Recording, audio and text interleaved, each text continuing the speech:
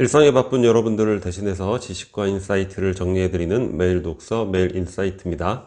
오늘은 행복한 나라의 불행한 사람들, 이 책에 대해서 한번 살펴보도록 하겠습니다. 이 책은 개인적으로 꼭 한번 검토해보고 싶었던 그런 내용을 정리해 놓은 그런 책인 것 같아서 개인적으로는 아주 유용했던 그런 독서였습니다. 2010년대 초중반으로 기억이 되는데, 당시 우리나라에 북유럽 국가에 대한 유행이 번졌어요. 그러니까 우리 사회가 갖고 있는 여러 모순들, 이런 것들을 이제 해결하고 있는 나라가 북유럽 국가들이다. 근데 사실 최근에도 이런 경향은 많이 보이고 있죠. 명경만리라든가 그런 프로그램들 보게 되면 또 우리 사회의 모순이 독일에서는 그렇지 않은 그런 모습으로, 또 우리의 이런 모습이 또 핀란드 교육에서는 또 그렇지 않은 이런 것들을 여전히 보는 것 같죠. 그래서 저도 개인적으로 만일 기회가 된다면 북유럽 국가에 한번 여행이라도 가보고 싶다, 그런 생각을 했는데, 이 책의 저자는 그러한 호기심을 갖고 그 북유럽 국가 중에 하나인 스웨덴에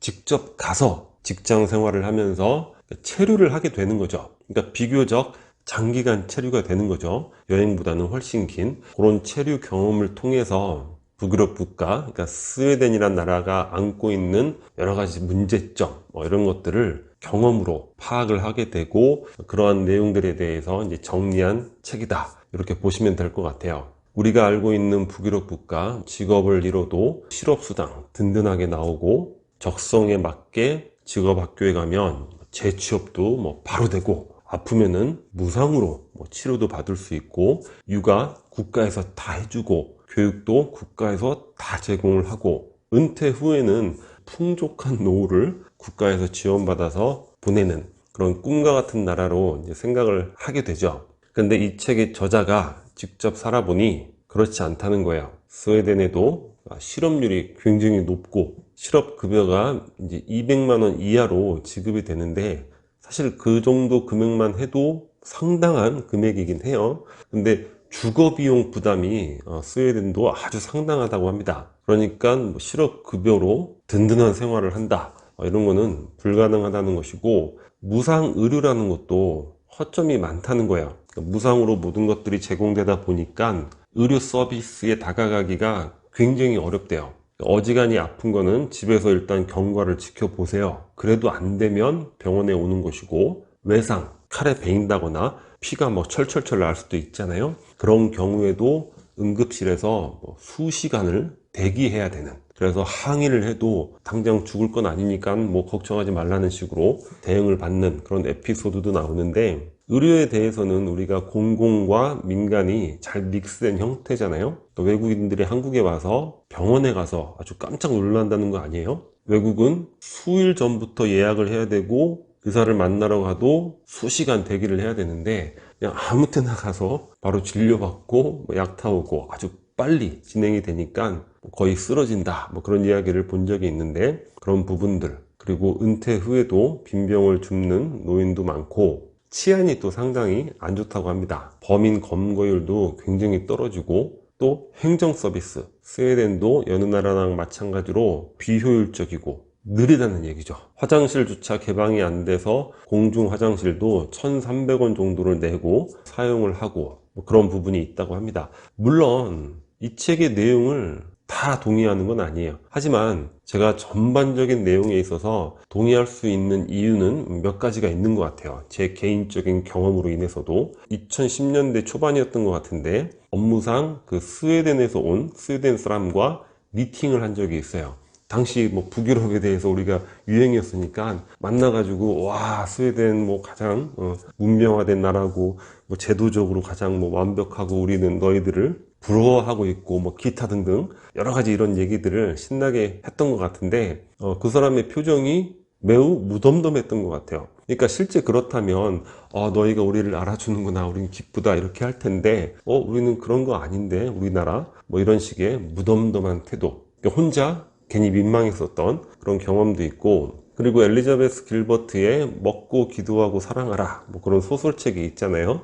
영화로도 만들어졌는데, 그 소설의 내용에 보면 다양한 여행자들이 만나서 대화를 하면서 각자 자기 나라를 디스하는 뭐 그런 주제로 막 재밌게 얘기한 부분이 있는데, 그 스웨덴 출신의 한 사람이 자기 나라에 대해서 굉장히 디스를 하는 거예요. 너무 수능적이다. 근데 왜 그렇게 얘기했을까? 당시에는 전혀 알 수 없었는데 이 책을 읽으면서 그런 부분에 대해서도 어느 정도 이해를 할 수 있었고, 또 저보다 이제 한참 동생뻘 되는 친구가 헬조선을 외치면서 핀란드로 간 적이 있어요. 물론 공부를 하러 갔는데 상당히 궁금했죠. 북유럽 국가로 간다니까. 그런데 우울증에 걸려서 귀국했던 그런 모습을 본 적이 있죠.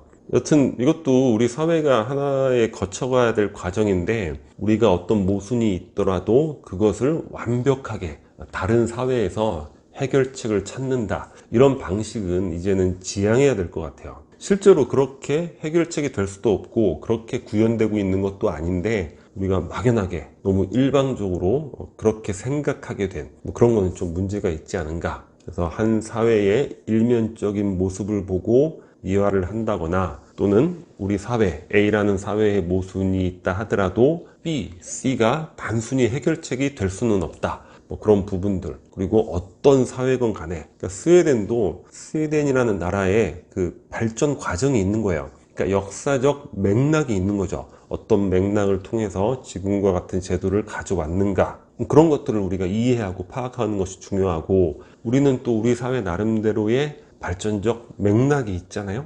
그런 맥락 속에서 우리의 모순을 어떻게 해결할 것인가, 그런 고민들을 해야 되지 않을까. 스웨덴이라는 나라에 대해서 단편적으로 몇 가지만 한번 살펴보도록 할게요. 사회 경제적인 그 계층이 상당히 고정되어 있다고 합니다. 스웨덴은 아직도 그 귀족 계층이 있다는 거예요. 그리고 대부분의 부자들이 그런 신분과 연결이 되어 있다는 거죠. 그러니까 수능이라는 게 그런 걸 이야기한 것 같아요. 아직도 이런 특권 계층이 있고 그거를 사회적으로 너그러이 용납해주는 그런 것들을 수능이라고 하지 않았을까, 이런 생각이 듭니다. 우리는 그런 특권, 귀족 계층이 일제 식민지와 6.25 전쟁을 통해서 다 해체가 됐죠. 그러니까 완전히 오픈되어 있는 거예요. 누구에게나 기회가 있는 거죠. 명문가라는 게 고정되어 있지 않으니까. 그래서 오히려 이런 경쟁의식이 더욱 격화되는 그런 환경이 되지 않았는가. 그리고 또 놀라운 게, 스웨덴은 상속세, 증여세, 부유세가 전면 폐지됐다고 합니다. 그러니까 과거에는 상속세, 증여세도 아주 상당히 높은 수준이었고 부유세까지도 부과를 했다는 거예요. 그랬더니 부자들이 다 스웨덴을 떠나게 되는 거죠. 기업들부터 이제 떠나게 되는 거예요. 이케아도 스웨덴을 떠나고, 아스트라제네카도 원래 스웨덴 기업이었다고 그래요. 근데 지금 영국 가 있고, 우리가 이름만으로는 잘 모르는 세계적인 기업들 다 해외로 떠나고, 자본 유출이 일어나는 거죠. 부자들도 떠나고. 그래서 그 이후 스웨덴에서 상속세, 증여세, 부유세 폐지하면서 한 4,000명 정도의 부자가 돌아오고, 기업들도 돌아오고, 미국보다 더 자본주의적인 이런 문화를 갖고 있다고도 할 수 있다. 다소 놀라운 부분이죠. 세금을 어디서 많이 걷느냐? 대부분 근로소득에서 많이 걷는다는 거예요.